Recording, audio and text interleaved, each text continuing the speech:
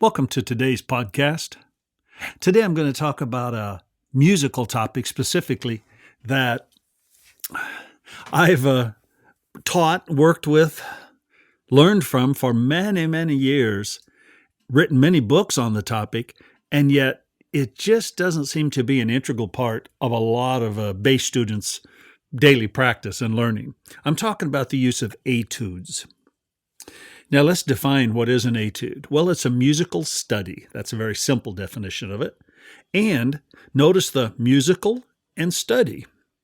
Well, the study part often implies technique, but it doesn't necessarily have to be fast and higher and louder.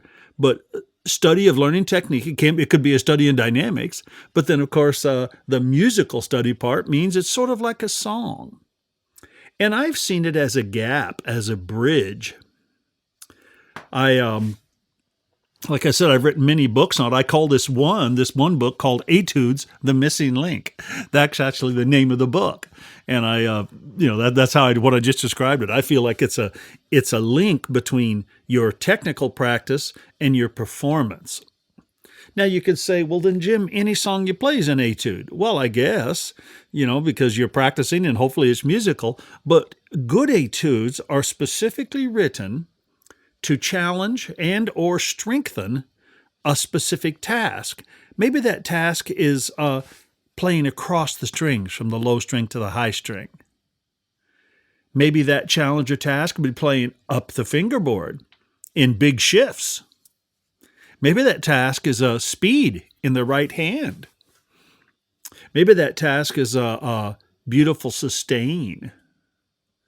Maybe that task would be simply tone, long notes, and producing a good attack at sustain and just a nice, beautiful tone. Maybe that challenge would be playing in tune, like a fretless bass etude. Again, all of these things are considered, items that we all play and we all think about, want to get better at, but we can also work specifically on them by using good etudes. And long before I even started writing books, things called Etudes, and Missing Link, and 12 Keys to Your Success, which is 148 etudes. Long before I started doing that, I was writing etudes in my books and having students play them.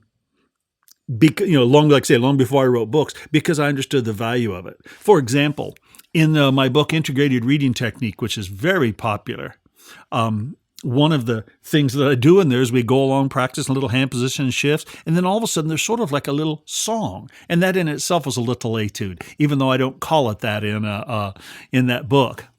In a bunch of other, a series of books I wrote called Daily Practice for Bass.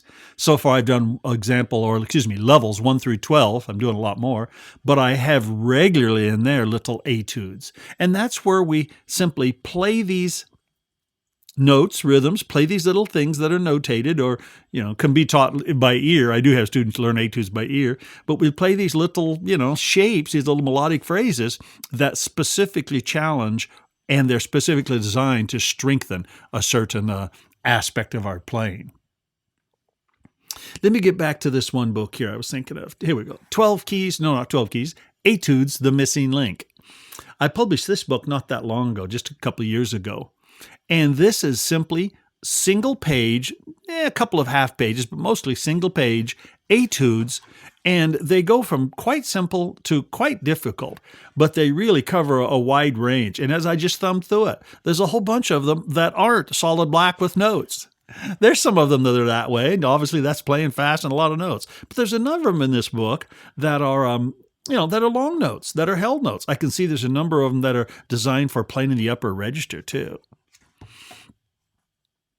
As a classical musician, and I didn't start that way when I was younger, but when I started studying with James Harnett in Seattle, and then again continued studying with Roger Fatina in Dallas, and then ultimately I moved on to Ed Barker. I studied with Ed for 6 years. He is the principal bassist of the Boston Symphony, and we did etudes. Sometimes we used classical excerpts as etudes, and we would work on a piece over and over and over, maybe even, shift keys. We'd definitely shift tempos, and we would work on the specific bowings, for example.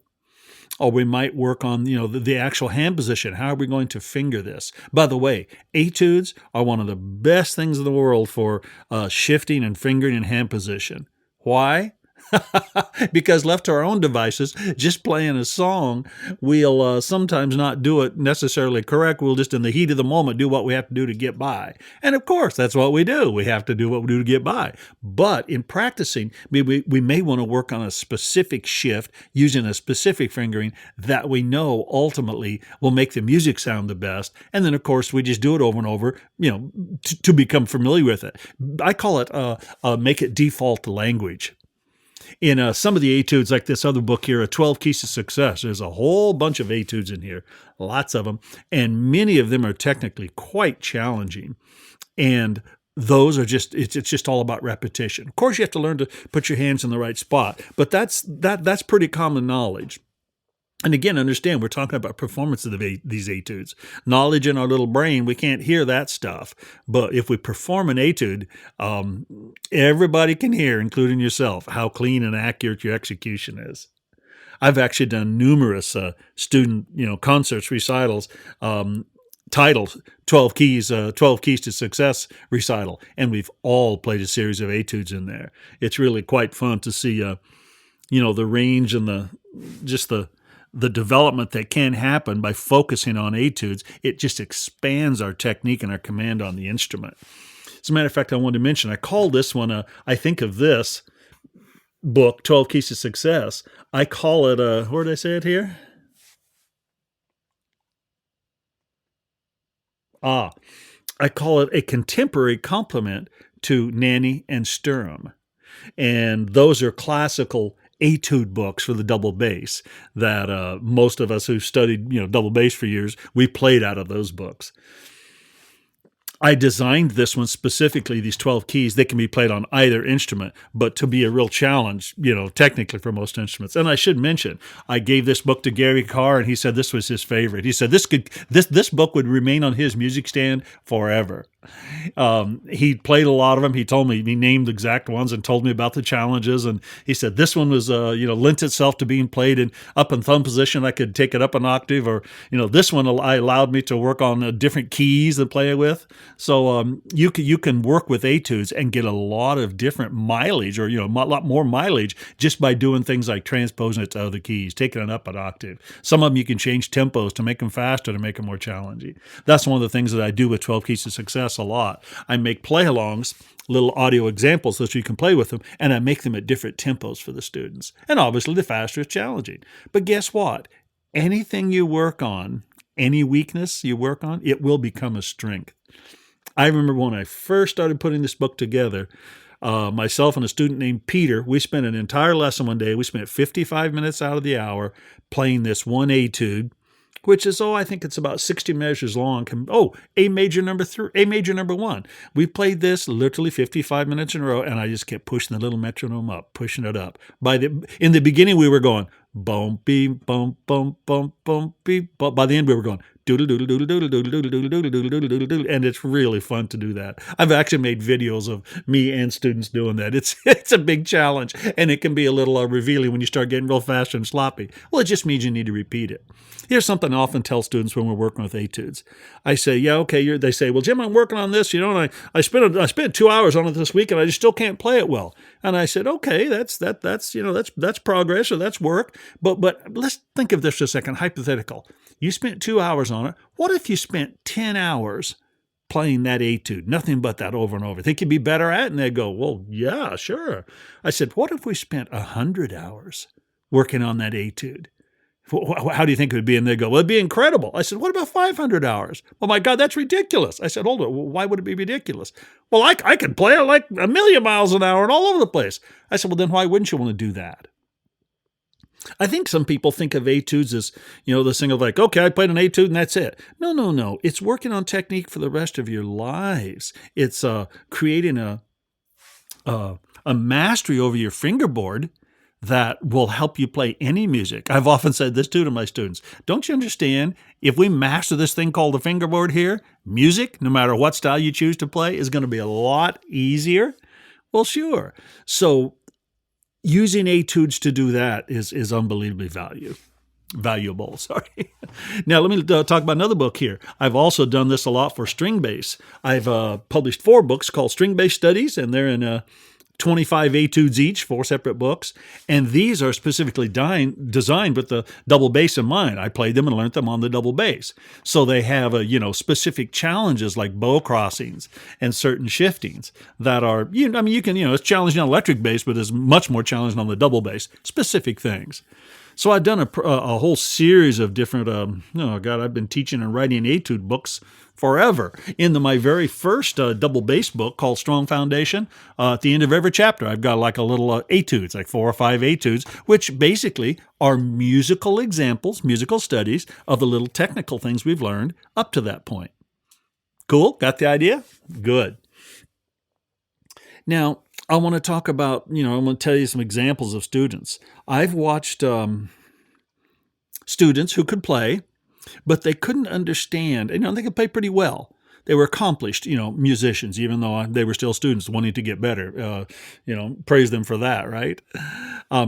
And I simply said, well, we need more command of the instrument. And what's interesting is, as I mentioned earlier, most people don't necessarily think of that as, well, how will that help me play funk better? Or how will that help me play blues better? I once had a student in a classroom.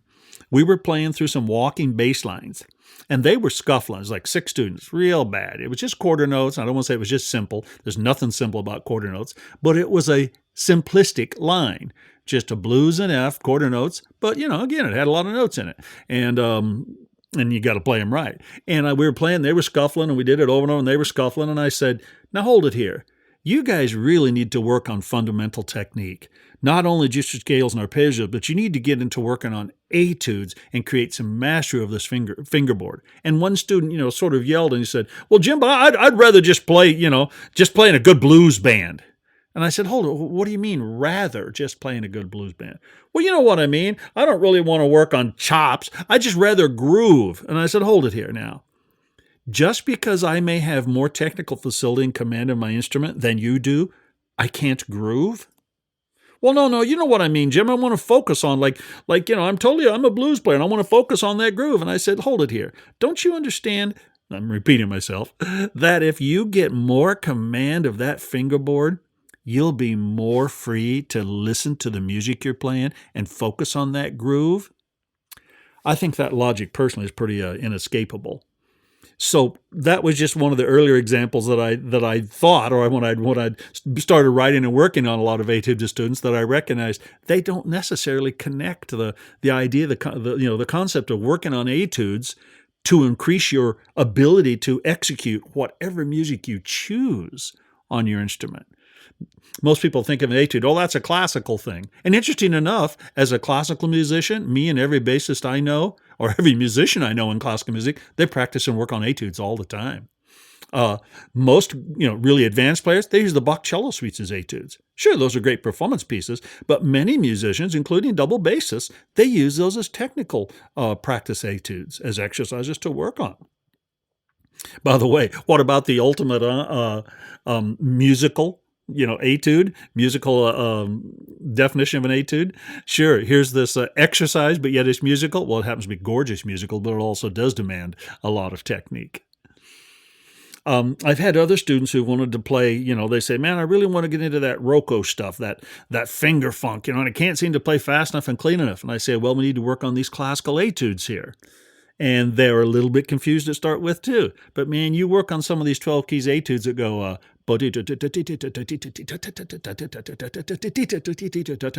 all across the strings. Oh, baby, that'll loosen up those fingers of yours. And then you'll be playing down to the nightclub. Bump, she bump, she bump. Sure.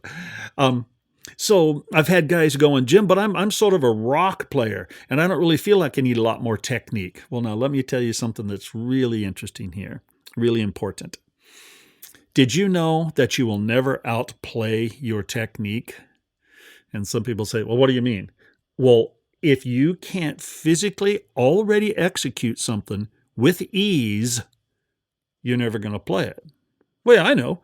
Well, then if you don't push yourself with your technique, if you don't constantly expand your physical ability on the instrument, how are you ever going to play new things? And some people go, well, that's not right. That's just, the new things come out of your brain. Well, you may think them in your brain, but you will never play something that you can't already execute.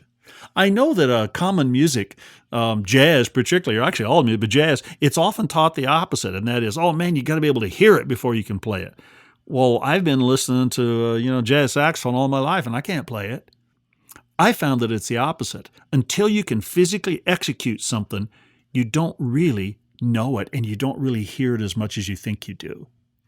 I have a student right now, Michael, who's been working on a lot of technique over the last 2 or 3 years, playing fast, and his preferred style of music is fast. He likes that dream theater and all of that aggressive fast stuff. Well, as we've created Master on the Fingerboard, oh my God, his playing in that arena of his choice is just grown leaps and bounds. His execution, the cleanness of his playing, the speed, the dexterity. So again, it's master of your instrument, and music will be easier. On the double bass, it's all about technique. And I'm not talking about, a scalar or an arpeggio, even though that's beginning technique. I mean, that in itself is, it can be an etude, but we don't think of it as a musical, work. A scale is simply a technical work. But as soon as we transfer those shapes and those phrases we've learned by playing a scalar and arpeggio into a little musical passage, all of a sudden now it starts to sound good. And on the double bass, it's such a physical challenge for the first few years that etudes play a vital role. I mean, you can only play so many scales and arpeggios and you might get bored. Maybe not.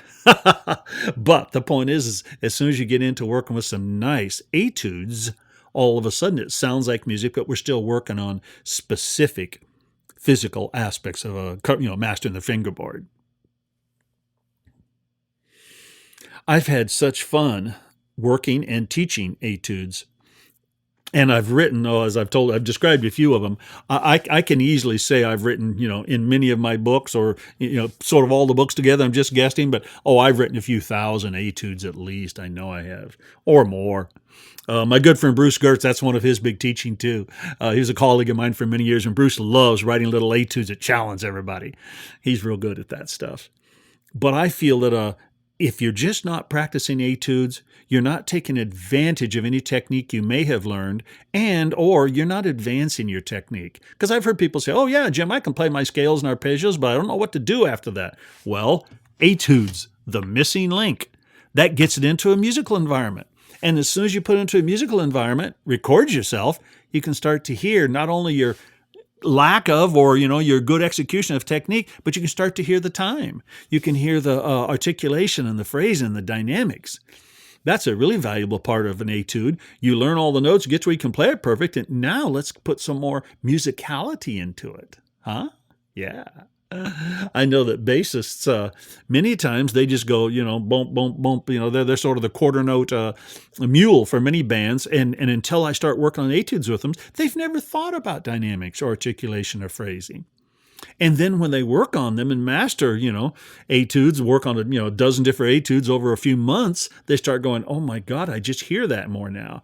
And then I turn them on to, I say, start listening to Nathan East, and just in his songs, listen to his use of dynamics, phrasing, articulation, the tone, the register shift, all those kinds of things. Yeah, Nathan is a master on his fingerboard, of course. I assure you, he's played etudes.